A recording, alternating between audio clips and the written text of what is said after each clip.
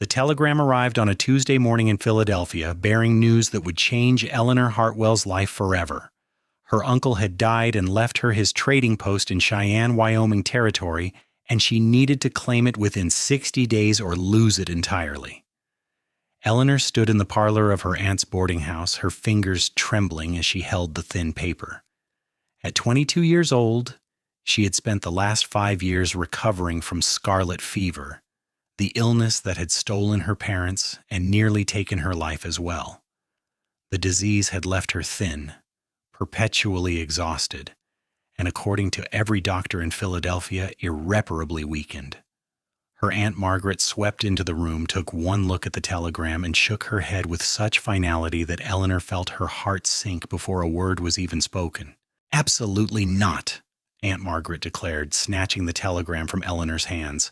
"Wyoming Territory? You can barely manage the stairs without losing your breath.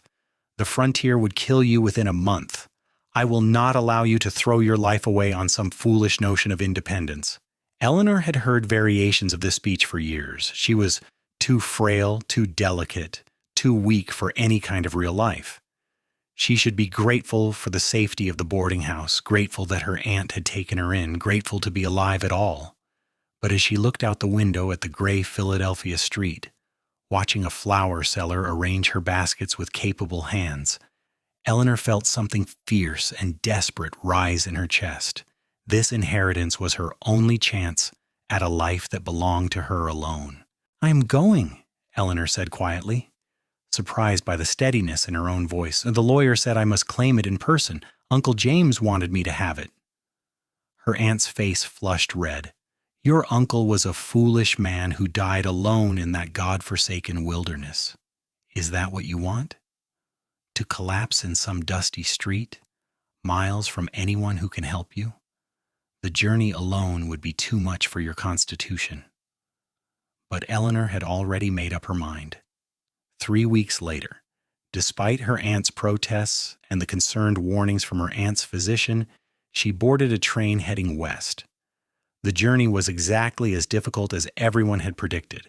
By the time she changed trains in Chicago, Eleanor was so exhausted she could barely keep her eyes open. The constant swaying made her nauseous, and the coal smoke irritated her still fragile lungs. She spent most of the trip trying not to cough, pressing a handkerchief to her mouth and willing her body to be stronger than it was. When she finally arrived in Cheyenne in late May of 1882, the altitude hit her like a physical blow. The air felt impossibly thin, and she found herself gasping as she stepped off the train, her carpetbag nearly slipping from her grip. The platform was crowded with rough-looking men, all of them seeming impossibly large and vital compared to her own slight frame. Eleanor steadied herself against a post, trying to catch her breath, trying not to let anyone see how close she was to fainting. "Miss Hartwell?" A voice cut through the noise, and Eleanor looked up to see a weather-beaten man in a suit that had seen better days. "I am Thomas Brennan, your uncle's lawyer. I was asked to meet you." Eleanor managed a nod, not trusting her voice. Mr. Brennan's expression grew concerned as he took in her pale face and labored breathing. "Perhaps we should get you to the hotel," he suggested, reaching for her bag. "You can see the trading post tomorrow once you have rested." They made their way slowly down the main street, and Eleanor tried to take in her surroundings despite the pounding in her head. Cheyenne was larger than she had expected, with false-fronted buildings lining wide dirt streets. Cowboys on horseback moved past freight wagons, and the sound of hammering came from somewhere nearby, the constant noise of a town still building itself. The air smelled of dust and horses, and something wild she could not quite name. The hotel was modest but clean, and Eleanor collapsed onto the narrow bed as soon as Mr. Brennan left her. She slept for 14 hours straight, waking only when the morning sun streamed through the thin curtains. Her body ached, but the desperate exhaustion had faded slightly. She washed her face in the basin, pinned up her dark hair, and put on her most practical dress, a simple gray cotton that had seen her through the journey. Mr. Brennan arrived after breakfast to escort her to the trading post. As they walked, he explained the situation with the careful neutrality of a man delivering bad news. Your uncle's business was doing well until about 6 months before his death, he said. He had a reliable manager, a cowboy named Cole Brennan, no relation to me, who had worked cattle drives for years before settling here. Cole kept the books, managed the inventory, dealt with the suppliers. But your uncle became ill, and in his absence, some of the accounts fell into arrears. There are debts, Miss Hartwell, not insurmountable, but significant. Eleanor felt her stomach drop. How significant? About $800. The building itself is worth considerably more, and the inventory, if properly managed, could cover it. But it would require someone with knowledge of the business and the physical capability to run it. Your uncle's manager left town 2 weeks ago, said there was no point staying when the ownership was uncertain. They turned a corner, and Eleanor saw it. Hartwell Trading Post, the sign still hanging above a solid wooden building with large windows displaying goods. Even from the outside, she could see the place needed work. The windows were dusty, and the porch sagged slightly on one side. I should be honest with you, Miss Hartwell, the lawyer said gently. Several people in town have expressed interest in buying the property. You could sell it, pay off the debts, and return to Philadelphia with enough money to live comfortably for several years. Given your health, that might be the wisest course. Eleanor stared at the building, at the name above the door. Her name now. She thought of Aunt Margaret's boarding house, of the narrow room and the pitying looks, of spending the rest of her life as an invalid charity case. Then she thought of dying alone in some dusty street. As her aunt had warned, perhaps that would happen. Perhaps she was being foolish. But at least it would be her own foolishness, her own life, however brief. I want to see inside, she said. The interior was dim and smelled of leather and tobacco and dust.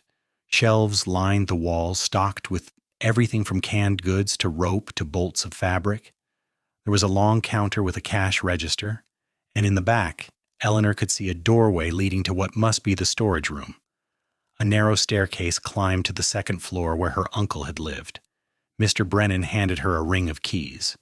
The inventory is fairly complete, though it needs organizing. The books are in the back office. I will leave you to look around. Come to my office tomorrow and we can discuss your options. After he left, Eleanor stood in the silence of the trading post, running her hand along the worn counter. She tried to imagine herself here day after day, lifting heavy boxes, dealing with rough customers, managing accounts. It seemed impossible. Everything seemed impossible. She climbed the stairs slowly, pausing twice to catch her breath, and found herself in a simple apartment. A bedroom, a sitting room, and a small kitchen. The furniture was plain but solid, and the windows looked out over the main street. Eleanor sank into a chair by the window and allowed herself to cry, not from sadness exactly, but from the overwhelming weight of her own limitations. She had come all this way, and she was still too weak, too fragile, too broken. Aunt Margaret had been right. The frontier was no place for someone like her. She spent the rest of the day going through her uncle's papers, trying to make sense of the business. The books were meticulous until about 6 months ago, then became increasingly sporadic. She found bills marked overdue, orders never filled, correspondence unanswered. The task of setting it all right felt insurmountable. That evening, Eleanor forced herself to eat dinner in the hotel dining room, though she had little appetite. She was picking at a piece of chicken when she became aware of raised voices near the entrance. A group of cowboys had come in, their spurs jingling, their voices loud with the easy confidence of men who took up space without thinking about it. Eleanor kept her eyes on her plate, not wanting to draw attention. Heard old Hartwell's niece came in from back east, one of them said, his voice carrying across the room. Saw her on the street today. Looked like a strong wind would blow her clear to Denver. There was laughter, and Eleanor felt her cheeks burn. Tom said she's thinking of running the trading post herself, and another voice added, that'll last about a day, maybe 2 if she's stubborn. More laughter. Eleanor set down her fork, her appetite completely gone. She was gathering her courage to leave when a different voice cut through the noise. Quieter, but with an edge that made the others fall silent. Maybe you boys should worry more about your own business and less about hers. Eleanor could not help glancing toward the speaker. He was taller than the others, broad-shouldered, with sun-darkened skin and dark hair that needed cutting. He wore the same rough clothes as the other cowboys, but something about the way he carried himself made Eleanor think of her uncle's description of his manager. Capable, steady, someone who could be counted on. The cowboy caught her looking and touched the brim of his hat in a brief gesture of respect before turning back to his companions. "Come on, Cole, we are just having a laugh," one of them protested. "Have it somewhere else," Cole said, and though his tone remained even, the other men seemed to deflate slightly. They finished their drinks and filed out, still chuckling but more subdued. Eleanor hurried back to her room, humiliated and exhausted. She lay awake for hours staring at the ceiling, trying to decide what to do. Selling made sense. It was the rational choice, the safe choice. But every time she thought about returning to Philadelphia, about admitting defeat, she felt something in her chest constrict with a pain that had nothing to do with her damaged lungs. The next morning she returned to the trading post determined to at least understand what she would be selling. She was in the back office, surrounded by ledgers, when she heard the bell above the front door jingle. She emerged to find the cowboy from the hotel standing just inside the entrance, his hat in his hands. "Miss Hartwell?" he said, and Eleanor recognized the voice that had defended her the night before. "My name is Cole Brennan. I was your uncle's manager. I heard you were in town, and I wanted to offer my condolences. James was a good man." Eleanor studied him warily, unsure of his intentions. In the daylight she could see he was younger than she had first thought, probably no more than 26 or 27. His face was weathered from years of outdoor work, but his eyes were a striking pale blue, clear and direct. "Thank you," she said carefully. "Mr. Brennan, the lawyer, mentioned you had left." Cole had the grace to look uncomfortable. "I did not think there was much point in staying when I did not know who would own the place or if they would want to keep me on. I have been working some ranches outside of town, but nothing permanent. Miss Hartwell, I know this is not my place, but I wanted to tell you that if you decide to keep the trading post, I would be willing to come back. Your uncle paid me fair, and I know the business. I know most of the suppliers, the regular customers, the way things work around here." Eleanor felt a flutter of something that might have been hope. "The lawyer said there are debts." "There are," Cole admitted, "but they are not as bad as they might seem. A lot of folks around here run on credit. It is the way of things. Some of those overdue accounts will be paid once the cattle drives come through in a few weeks. And I know which debts are genuinely pressing and which ones can wait. The business is sound, Miss Hartwell. It just needs someone to run it properly." "I do not know anything about running a trading post," Eleanor said, and heard her voice break slightly on the words. "I do not know anything about this place or these people. I can barely make it up the stairs without losing my breath. Everyone is right. I am too frail for this." She had not meant to say so much, but exhaustion and fear had loosened her tongue. Cole was quiet for a moment, his expression thoughtful. "Your uncle told me about you," he said finally. "In his letters to Philadelphia, he said you had been sick, that you were stronger than people gave you credit for. He wanted you to have this place because he thought you deserved a chance at your own life. He told me that if you ever came out here, I should help you however I could." Eleanor felt tears prick her eyes. She had barely known her uncle, had only dim memories of him visiting when she was a child. The idea that he had thought of her, had wanted this for her, was almost too much to bear. "I do not think I can do this," she whispered. Cole took a step closer, and Eleanor was struck by the gentleness in his expression, so at odds with his rough appearance. "You do not have to do it alone," he said quietly. "I will be strong enough for both of us, Miss Hartwell. If you want to try, if you want to stay and fight for this place, I will help you. I will lift the heavy boxes and deal with the difficult customers and teach you everything you need to know. You just have to make the decisions and keep the books and be the heart of this place. That does not require physical strength. It just requires courage, and I think you have plenty of that, or you would not have made it this far." Eleanor stared at him, at this stranger who was offering her exactly what she needed. Not pity, not protection, but partnership. The idea terrified her. It also felt like the first real choice she had been offered in 5 years. "Why would you do that?" she asked. "You do not know me." You do not owe me anything. Cole smiled slightly, the first real smile she had seen from him. I owed your uncle. He took a chance on me when I was tired of the cattle drives and wanted to settle somewhere. He taught me there was more to life than just drifting from place to place. And maybe I believe what he believed, that you are stronger than people think. Maybe I would like to see you prove them all wrong. Eleanor found herself smiling back, despite everything. That would be satisfying, would it not? It surely would, Cole agreed. She made her decision in that moment, driven as much by stubborn pride as by hope. All right, she said, I will try. I will stay and try to make this work. If you are willing to help me, I am willing to accept. Then we have a deal, Miss Hartwell, Cole said, extending his hand. Eleanor shook it, feeling the calluses on his palm, the strength in his grip. For the first time since leaving Philadelphia, she felt like maybe, just maybe, she could survive this. The work began immediately. Cole arrived at dawn the next morning and started hauling boxes from the storage room, reorganizing the inventory so Eleanor could see exactly what they had. He worked with an efficiency that spoke of years of hard labor, his movements economical and sure. Eleanor sat at the counter with the ledgers, cross-referencing the inventory against the orders and trying to make sense of what needed to be prioritized. We need to place an order with the supplier in Denver, she said after an hour of work. We are low on several items that sell consistently, but I do not know if we have the credit. Cole wiped his hands on his pants and came to look over her shoulder at the ledger. Write to them. Explain the situation. Your uncle had an account with them for 15 years and always paid eventually. They will extend you credit if you are honest about what you can pay and when.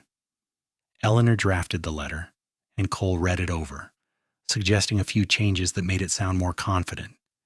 They worked like that all morning, Eleanor's mind and Cole's muscle, and by noon they had accomplished more than Eleanor had thought possible. She was exhausted, her hands cramping from writing and her head aching, but it was a good exhaustion, the kind that came from meaningful work. Cole insisted she stop for lunch. You are no good to this place if you work yourself into collapse, he said firmly. Your uncle used to close for an hour every day. The customers will come back. They ate bread and cheese that Cole had brought, sitting on the front porch of the trading post. The street was busy with midday traffic, and several people called out greetings to Cole, their eyes sliding curiously to Eleanor. She could feel their assessment, their skepticism. The frail Eastern woman playing at frontier life. They are all waiting for me to fail, Eleanor said quietly. Some of them are, Cole agreed, but some are just curious, and some are hoping you will succeed because they liked your uncle and want to see his legacy continue. You cannot worry about what people think, Miss Hartwell. You just have to focus on the work. It became their routine. Cole arrived each morning and handled the physical labor while teaching Eleanor the intricacies of the business. He showed her how to grade tobacco by feel, how to tell if a rope was well made, how to negotiate with the freight haulers who brought supplies from the railroad. Eleanor kept the books, wrote the correspondence, and gradually began dealing with customers under Cole's watchful eye. It was hard, harder than anything Eleanor had ever done. There were days when the altitude and the exhaustion left her dizzy and gasping. There were nights when she cried from sheer frustration, from the weight of the debt and the impossibility of the task.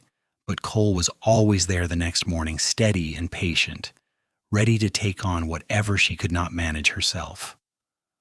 I do not understand why you are doing this, Eleanor said one afternoon about 2 weeks after their partnership began. They were in the storage room, Cole on a ladder hanging new shelves, while Eleanor sorted through a shipment of dry goods. You could have taken a foreman position at any of the big ranches. You could be making more money and doing work you are familiar with. Why waste your time helping me? Cole was quiet for a moment, focusing on driving a nail into the wall. When he finally spoke, his voice was thoughtful. I spent 10 years working cattle drives, spring and fall every year from Texas up to Montana. It was good money and I was good at the work, but it was lonely. Every town was temporary. Every friendship ended when the drive was over. Your uncle offered me something different, a place to belong, work that mattered beyond just moving cattle from one place to another. I am not wasting my time, Miss Hartwell. I am building something. We are building something. Eleanor felt warmth spread through her chest at the word we. She had spent so long being a burden, someone who needed to be cared for and worried about. Being a partner, someone whose contributions mattered, felt like discovering a part of herself she had forgotten existed. You should call me Eleanor, she said impulsively. If we are partners, Miss Hartwell seems too formal. Cole climbed down from the ladder and turned to face her, a slight smile on his face. Eleanor, he said, testing the name. That suits you. And you should call me Cole then. Just Cole. They worked side by side in comfortable silence after that, and Eleanor found herself watching him when she thought he was not paying attention. She noticed the way he moved with complete confidence in his own strength, the way his hands were always busy, always competent. She noticed the kindness in his eyes when he explained something for the third time because she had not understood the first two. She noticed the way her heart beat a little faster when he smiled at her. She tried to ignore these feelings, telling herself they were just gratitude, just the natural result of depending on someone so completely.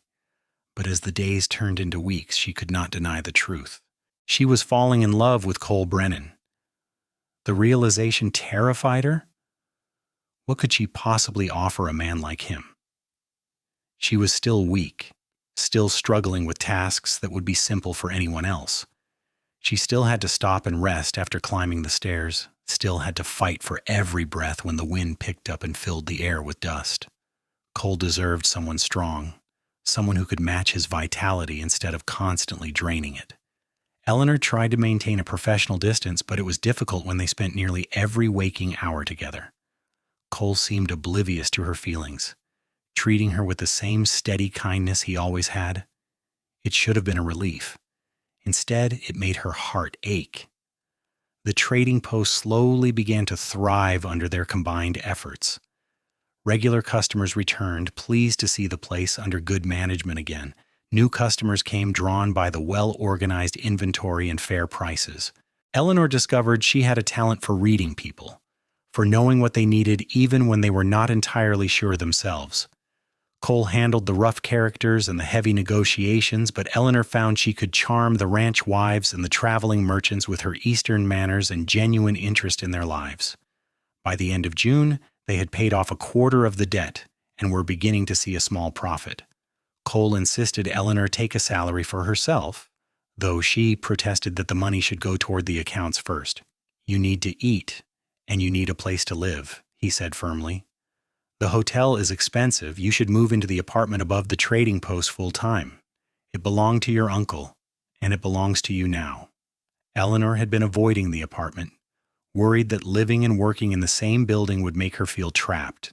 But Cole was right about the expense, and she had to admit the idea of having her own space, a real home, was appealing. She moved her few possessions from the hotel on a Sunday, and Cole helped her carry them up the stairs, making 3 trips so she would not have to. Thank you, Eleanor said when everything was arranged. For everything, Cole. I know I say it constantly, but I mean it. I could not have done any of this without you. Cole stood in the doorway, his hat in his hands, looking uncharacteristically awkward. You are welcome, Eleanor. I'm glad I could help. He left quickly after that, and Eleanor stood alone in her new home, feeling the weight of her feelings for him settle over her like a physical thing. She wanted to tell him, wanted to be brave enough to risk rejection, but the words stuck in her throat every time she tried. What if he left?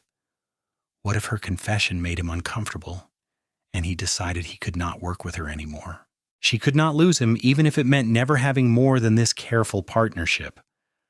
July brought intense heat and afternoon thunderstorms that turned the streets into rivers of mud. Business slowed slightly as people hunkered down to wait out the weather, giving Eleanor time to catch up on correspondence and Cole time to make repairs to the building. He fixed the sagging porch, replaced broken floorboards, and patched the roof where it had been leaking into the storage room. Eleanor watched him work from the windows, her heart a constant ache. She noticed things she had not let herself see before. The way his shirt pulled across his shoulders when he lifted something heavy, the way he unconsciously ran a hand through his hair when he was thinking, the rare, brilliant smile that transformed his whole face. She noticed the women who came into the trading post the way they flirted with Cole, and felt a jealousy she had no right to feel. One afternoon, a woman named Sarah Chen came in looking for supplies for her family's laundry business. She was beautiful and capable, and she spoke to Cole with an easy familiarity that suggested they knew each other well. "I heard you were working here again," Sarah said, smiling up at Cole in a way that made Eleanor's stomach twist. "We should have dinner sometime. Catch up on old times." "Maybe," Cole said noncommittally, but he smiled back, and Eleanor felt something sharp and painful lodge beneath her ribs. She was quiet for the rest of the day, responding to Cole's questions with single syllables. He noticed, of course. He noticed everything about her. "Are you feeling all right?" he asked, as they were closing up for the evening. "You look pale. Maybe you should rest tomorrow. Let me handle things." "I am fine," Eleanor said, hating the brittleness in her own voice. "Just tired." "Eleanor." Cole caught her hand as she tried to move past him, his touch gentle but insistent. "What is wrong? And do not say nothing. I know you well enough now to know when something is bothering you." Eleanor looked at their joined hands, at the way his completely engulfed hers, strong and brown and calloused. She thought about Sarah Chen's confident smile, about all the women in Cheyenne who would be better suited to a man like Cole. She thought about going back to being alone, to pretending she did not feel what she felt. "I have no right to say anything," she whispered. "You have been nothing but kind to me, nothing but helpful. But I need to tell you, even if it ruins everything, I am in love with you, Cole. I have been for weeks, and I know I should not be. I know I have nothing to offer you, but I cannot help it. You are the first thing I think about when I wake up, and the last thing I think about before I sleep. You make me want to be stronger than I am. You make me feel like I could be enough, even though I know I am not." She was crying now, the words tumbling out in a rush. Cole's hand tightened around hers. "Eleanor, look at me," he said softly. When she finally raised her eyes to his face, she was shocked by the intensity in his expression. "Do you really not know? Do you honestly think I have been coming here every day just because I owed your uncle a favor?" "I thought you believed in the business," Eleanor said shakily. "I thought you wanted to help build something." "I do want that," Cole said. "But Eleanor, I want it with you. I have been in love with you since the second week we worked together, when you stood up to that freight hauler who was trying to overcharge us. You were terrified. I could see you shaking.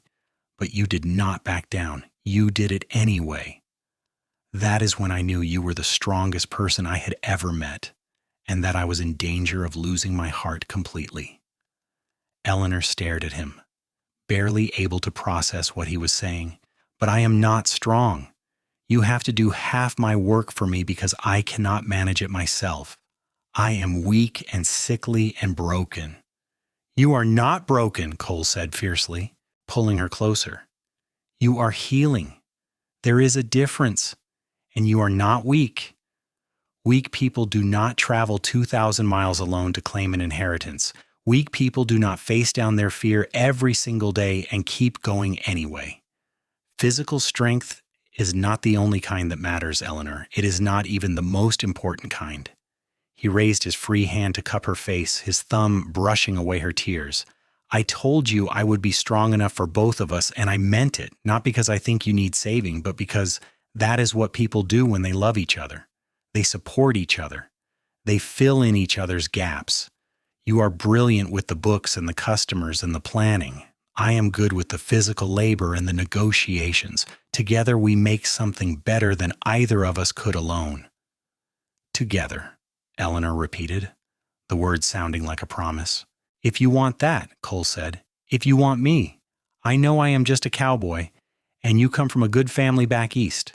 I do not have much to offer except hard work and a willingness to stand by you through whatever comes. But I love you, Eleanor. I love your courage and your stubbornness, and the way you bite your lip when you are concentrating on the ledgers. I love the way you treat every customer like they matter, even the ones who are rude to you. I love you, and I want to build a life with you, if you will have me." Eleanor could not speak past the lump in her throat, so she answered him the only way she could. She stood on her toes, pulling him down to meet her, and kissed him with all the feeling she had been holding back for weeks. Cole made a sound low in his throat and wrapped his arms around her, lifting her slightly off her feet, kissing her back with a passion that made her dizzy. When they finally broke apart, both breathing hard, Cole rested his forehead against hers. "Is that a yes?" he asked, his voice rough. "That is a yes," Eleanor confirmed, laughing and crying at the same time. "Yes to everything, Cole. Yes to building a life together. Yes to loving you, just yes." They stood there in the quiet trading post, holding each other as the evening light faded through the windows. Eleanor felt like she had finally found solid ground after years of drifting, like she had finally come home to a place she belonged. In Cole's arms, she was not too frail or too weak or too broken. She was exactly enough. They were married 6 weeks later in late August, in a simple ceremony at the small church on the edge of town. The lawyer, Thomas Brennan, gave Eleanor away, and several of the trading post's regular customers attended, pleased to celebrate the match. Eleanor wore a dove gray silk dress that had been her mother's, altered to fit her smaller frame. Cole wore a new suit that he had ordered specially from Denver, looking uncomfortable, but handsome in the formal clothes. When the minister pronounced them husband and wife, Cole kissed her with a gentleness that made Eleanor's heart swell.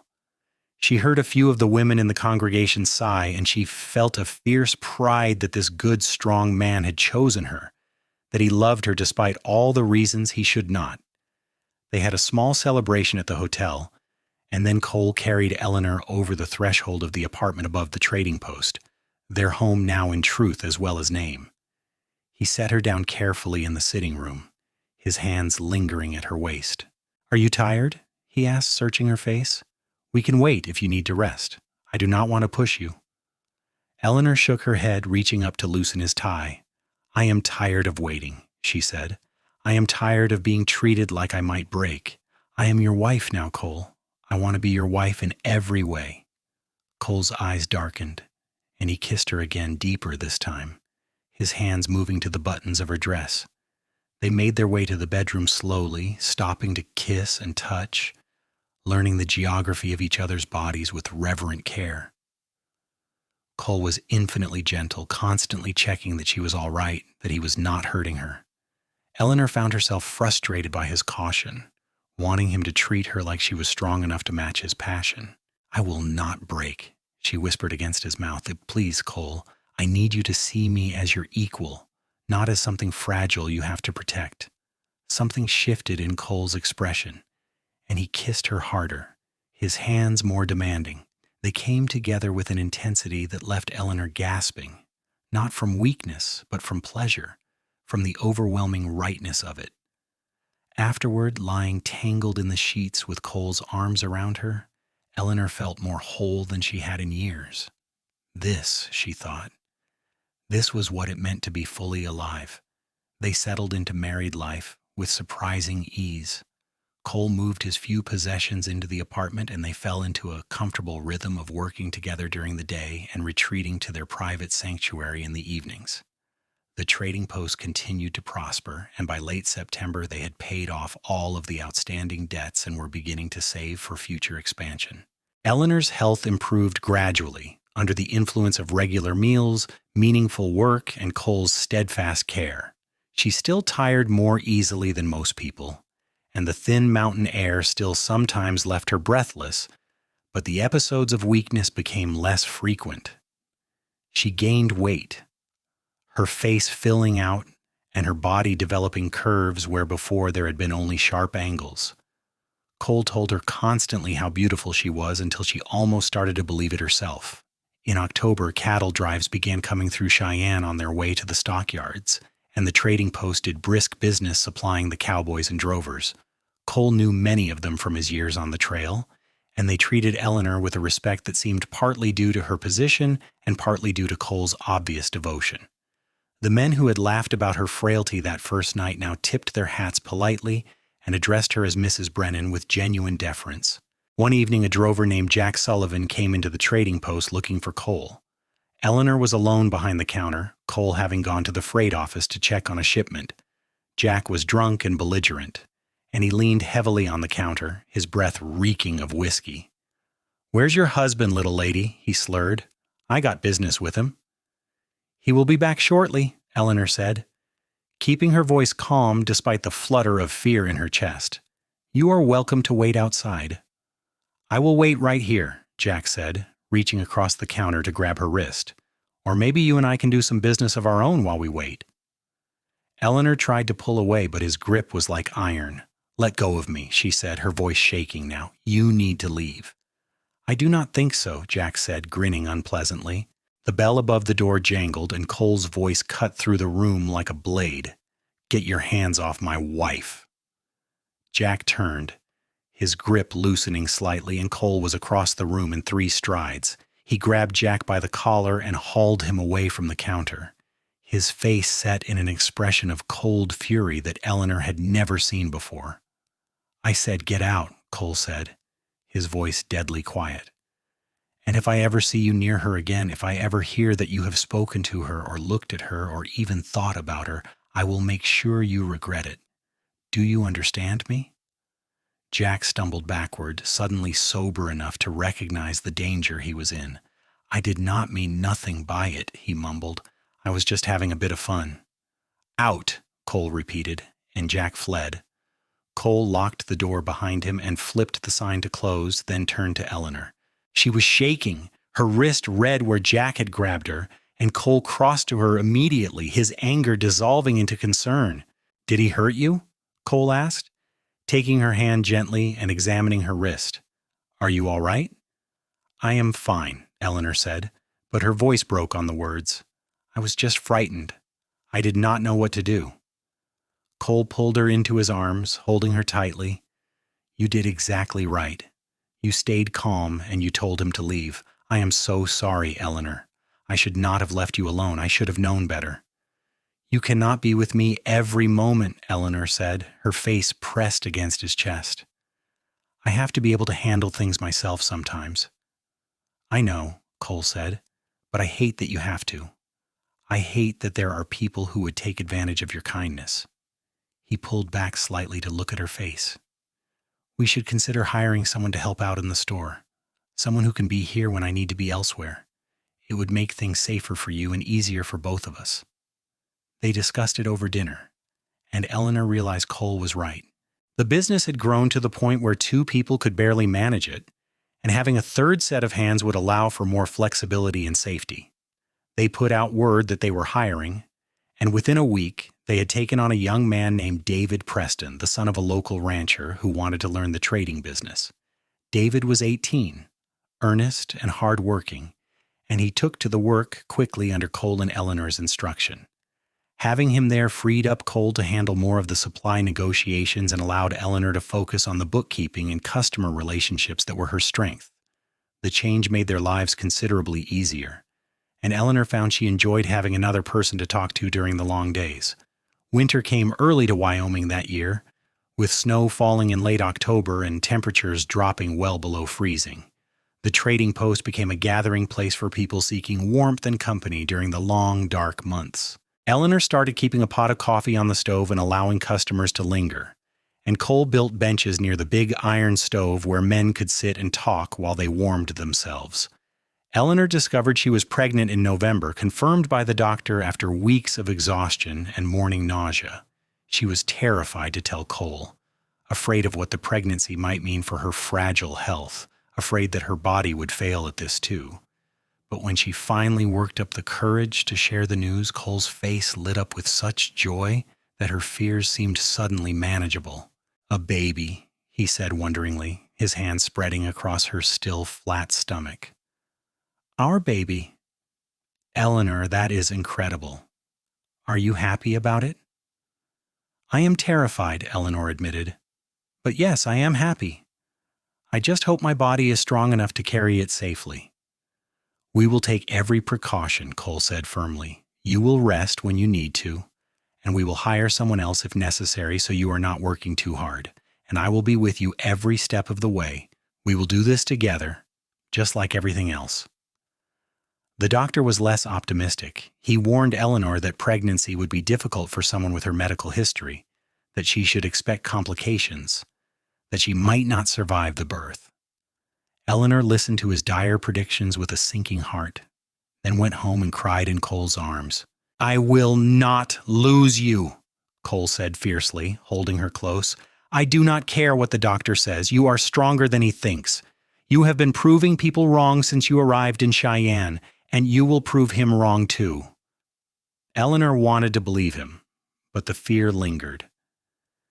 She became even more careful with her health, resting frequently and eating as much as she could manage despite the persistent nausea.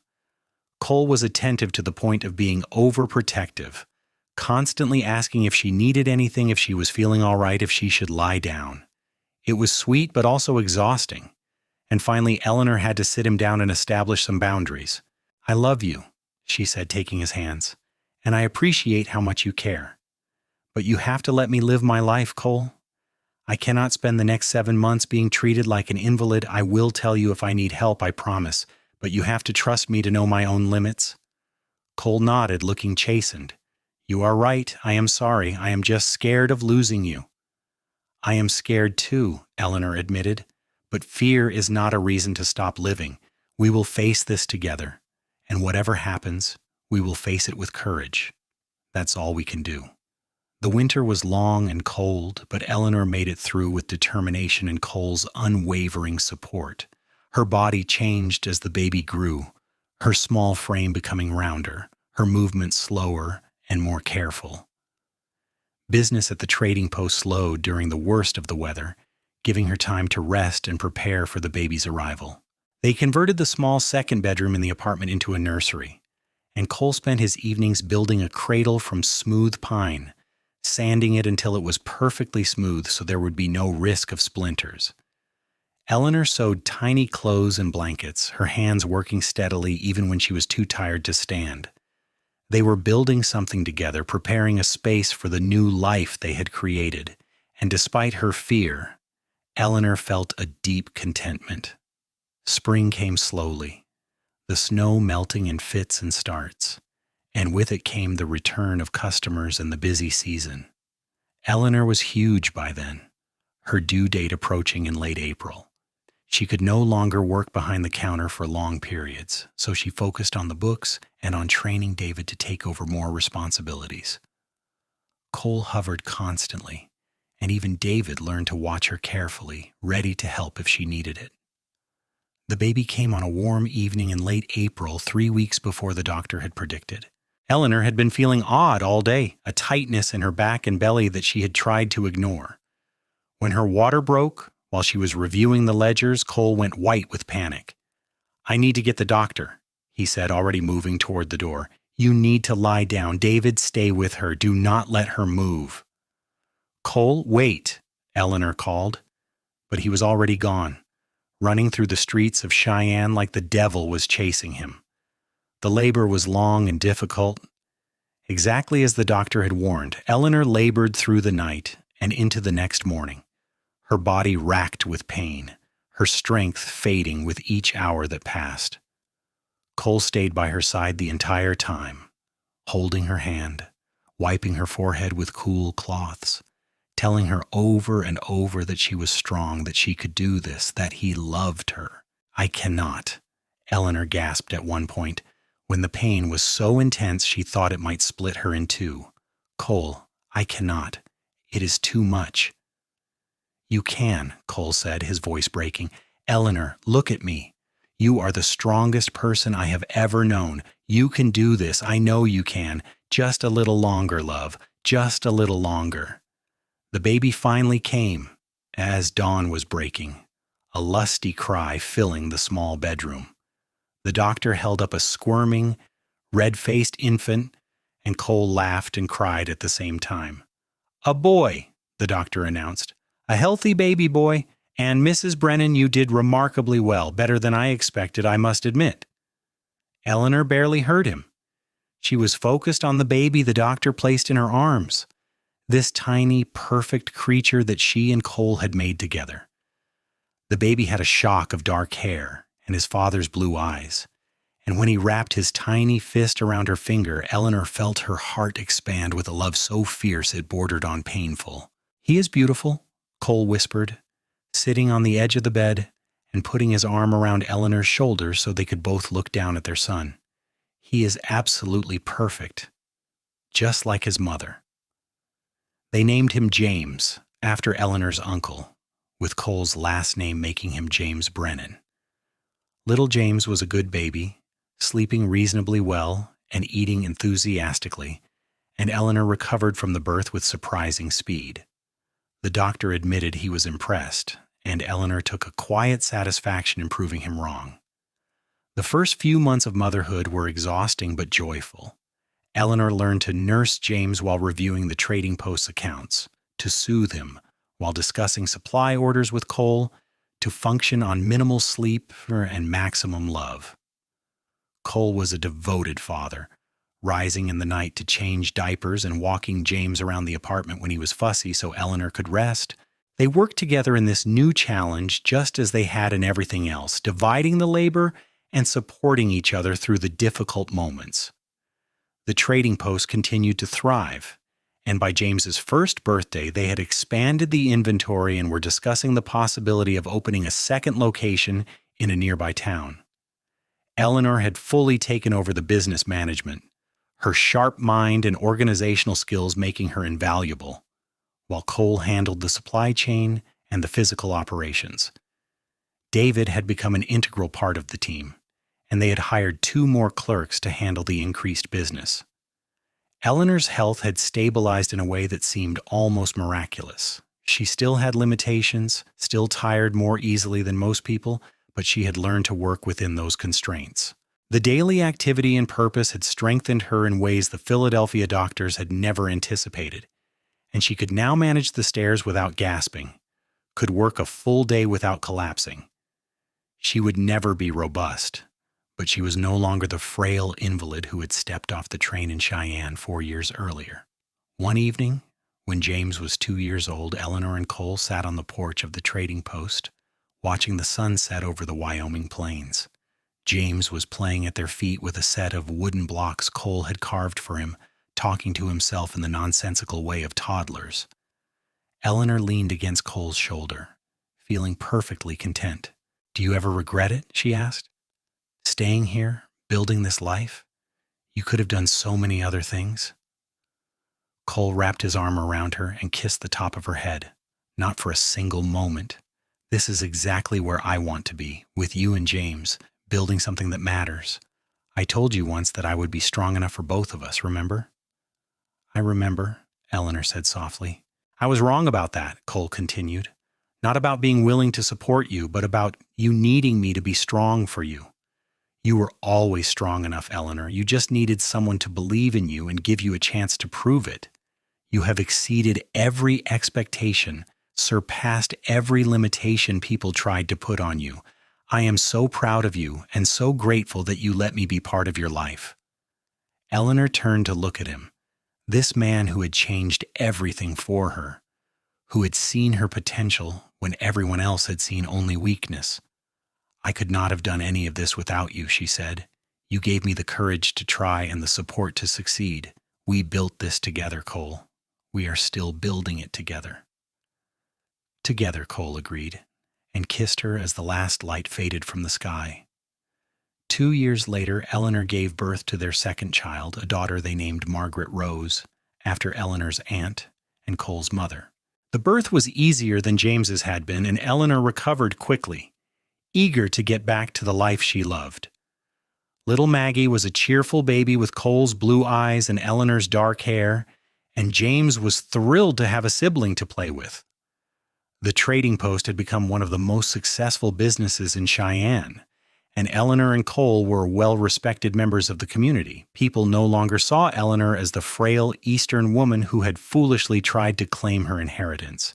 Instead, they saw her as a savvy businesswoman, a devoted mother, and a valued neighbor. She had proven every doubter wrong, had built a life that was rich and full and entirely her own. Eleanor sometimes thought about that frightened young woman who had stepped off the train 5 years earlier, weak and uncertain and desperate for a chance. She thought about Aunt Margaret's warnings, about the doctor's dire predictions, about all the people who had told her she was too frail for frontier life. They had all been wrong, not because Eleanor had magically become strong in the way they defined strength, but because she had learned that there were many kinds of strength, and hers was just as valid as anyone else's. On a crisp autumn morning, when James was 4 and Maggie was 2, Eleanor stood on the porch of the trading post watching Cole load supplies onto a wagon for delivery to a nearby ranch. James was helping his father, or trying to, his small hands attempting to lift boxes that were far too heavy for him. Cole was patient, showing him how to push instead of lift, how to use leverage instead of brute force. Maggie sat on Eleanor's hip, pointing at birds and chattering happily. Cole finished loading the wagon and walked back to where Eleanor stood. He kissed her soundly, then kissed Maggie on the nose, making her giggle. "I will be back before supper," he said. "David will be here if you need anything." "We will be fine," Eleanor assured him. "Drive carefully." She watched him drive away, then carried Maggie inside to start the day's work. The ledgers were waiting, and there were orders to fill, and 100 small tasks that made up the daily operation of the trading post. It was a good life, a full life, a life she had fought for and earned. As she settled at the desk with Maggie playing at her feet and James organizing tins on the lower shelves under David's supervision, Eleanor felt a profound gratitude wash over her. Gratitude for her uncle's unexpected gift, for Cole's unwavering faith in her, for the children who had taught her that her body was capable of more than she had ever imagined. Gratitude for this wild, beautiful frontier that had given her a second chance at life. They had told her she was too frail for frontier life, but she had come anyway. And Cole had said he would be strong enough for both of them, and he had been, until she had discovered her own strength, and they had learned to be strong together. That, Eleanor thought, was the greatest gift of all. Not being rescued or protected, but being seen and supported and loved exactly as she was. Not in spite of her weaknesses, but as a complete person who was so much more than her limitations. The years passed in a rhythm of seasons and growing children and steady business success. James started school, solemn and serious in his new clothes, determined to make his parents proud. Maggie proved to be fearless and adventurous, constantly climbing things and exploring places that made Eleanor's heart leap into her throat. Cole remained steady and loving, his quiet strength the foundation on which their family was built. When Eleanor was 30, she gave birth to their third child, another son they named Thomas after the lawyer who had first welcomed her to Cheyenne. The birth was routine by then, almost easy, and Eleanor laughed at the doctor's astonishment. Her body had learned what it was capable of, had adapted and strengthened in ways no one had predicted. She was proof that resilience could be cultivated, that limitations could be exceeded, that the human body was capable of remarkable things when given the right circumstances and support. The trading post expanded into a general store with 2 additional locations, one in Laramie and one in a small town to the north. Eleanor managed all 3 from the main Cheyenne location, her business acumen and organizational skills making her a formidable force. Cole split his time between overseeing the supply chain and raising the children, comfortable in his role as partner rather than leader. They were equals in every way that mattered, each contributing their strengths, each compensating for the other's weaknesses. On their 10th wedding anniversary, Cole took Eleanor to Denver for a weekend, leaving the children with trusted friends. They stayed in a fancy hotel, ate in elegant restaurants, and attended a performance at the Opera House. It was the kind of life Eleanor could have had if she had stayed in Philadelphia, married someone appropriate, and lived as an invalid in comfortable rooms. But as she sat in the Opera House in her best dress, holding Cole's calloused hand, she felt nothing but relief that she had chosen differently. "What are you thinking about?" Cole whispered during the intermission. "About how lucky I am," Eleanor whispered back. about how this life is so much better than anything I could have imagined back in Philadelphia, about how grateful I am that I was brave enough to come to Cheyenne and that you were there when I did. Cole squeezed her hand, his eyes warm. I am the lucky one, Eleanor. You took a chance on a cowboy with nothing but good intentions and a willingness to work hard. You built something extraordinary and you let me be part of it. Every day with you is a gift. They kissed in the opera house, drawing amused looks from the other patrons, and Eleanor felt young and vibrant and alive in a way that had nothing to do with physical health and everything to do with being deeply, thoroughly loved. When they returned to Cheyenne, it was to the chaos and joy of 3 children who had desperately missed them and wanted to tell them everything that had happened during their absence. James, now 10, had helped in the store and managed it with surprising competence. Maggie, 8, had baked cookies that were slightly burnt but made with love. Thomas, just 3, had cried every night until he was allowed to sleep in his parents' bed and would not let go of Eleanor for a full hour after she walked through the door. Eleanor and Cole settled back into their routine, the rhythm of family life and business demands filling their days. They grew older together, watching their children grow and change, watching Cheyenne transform from a rough frontier town into an established city. The trading post became a fixture of the community, a place where people came not just for supplies but for advice, for company, for the sense of stability that Eleanor and Cole represented. When James was 16, he announced he wanted to study business and accounting in Denver, with the intention of eventually taking over the family enterprise. Eleanor was both proud and a little sad, recognizing that her son was following in her footsteps, that he had inherited her mind for numbers and her passion for building something lasting. Cole clapped James on the shoulder and said that was fine, as long as he came home for holidays and remembered that family was more important than profit. Maggie showed no interest in the business, instead becoming fascinated with medicine after helping the town doctor set a broken arm. She wanted to become a nurse, possibly even a doctor, if she could find a school that would accept women. Eleanor encouraged her, remembering her own battle against people who told her what she could not do. If Maggie wanted to be a doctor, Eleanor would move heaven and earth to make it possible. Thomas was still young, still figuring out who he wanted to be. He loved horses and spent every spare moment at the livery stable, and Cole predicted he would end up working with animals in some capacity. Eleanor did not care what her children chose to do as long as they were happy and healthy and true to themselves. On a warm summer evening when Eleanor was 38 and Cole was 42, they sat on the porch of the trading post as they had done countless times before. The children were grown, or nearly so, the business was thriving, and they had achieved a level of success and stability that seemed almost miraculous given where they had started. Eleanor's health was good, better than anyone had predicted all those years ago.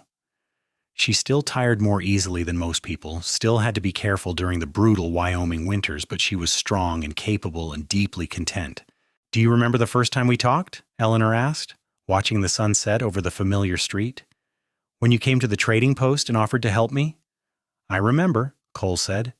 "You looked so lost and scared, and so determined not to show it. I knew right then that you were something special." "You told me you would be strong enough for both of us," Eleanor said, reaching for his hand. "That was the moment I decided to stay, to try, because someone finally believed I could do it." "I was right to believe in you," Cole said, lacing his fingers through hers.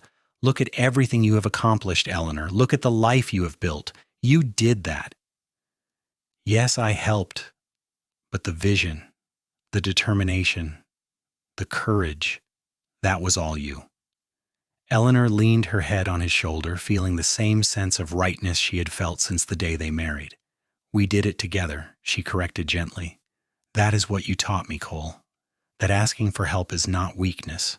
That accepting support is not surrender. That love means carrying each other when one of you stumbles. You were strong enough for both of us when I needed it, and I have been strong enough for both of us when you needed it. That is what partnership means." "That is what love means, Ginane," Cole agreed, kissing her temple. "And I love you more today than I did the day I married you. I will love you more tomorrow than I do today. That is how it works with us." They sat in comfortable silence as the stars began to appear. Two people who had found each other against all odds and built something beautiful together. Eleanor thought about all the people who had doubted her, who had told her she was too frail for frontier life. She thought about proving them wrong, about exceeding every expectation, about becoming more than anyone had believed she could be. But mostly, she thought about Cole's steady presence beside her, about the love that had sustained her through every challenge, about the family they had created and the legacy they would leave. She had come to Wyoming alone and afraid, running toward an uncertain future. She had found a partner who saw her strength when she could not see it herself, who had stood beside her through every struggle, who had loved her unconditionally. They had built a life together, brick by brick, day by day, through hard work and unwavering faith in each other. It was a good life, a rich life, a life worth fighting for.